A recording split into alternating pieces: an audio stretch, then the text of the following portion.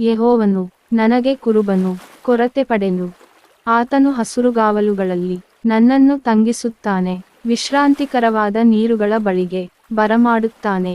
ನನ್ನ ಪ್ರಾಣವನ್ನು ಉಜ್ಜೀವಿಸಮಾಡಿ ತನ್ನ ಹೆಸರಿಗೆ ತಕ್ಕಂತೆ ನೀತಿಮಾರ್ಗದಲ್ಲಿ ನನ್ನನ್ನು ನಡೆಸುತ್ತಾನೆ.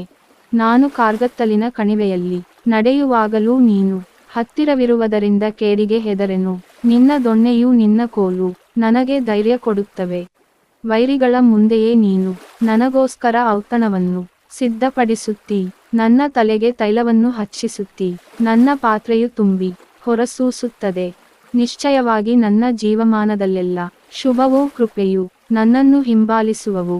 ನಾನು ಸದಾಕಾಲವೂ ಯೆಹೋವನ ಮಂದಿರದಲ್ಲಿ ವಾಸಿಸುವೆನು. ಕೀರ್ತನೆಗಳು 23:1-6.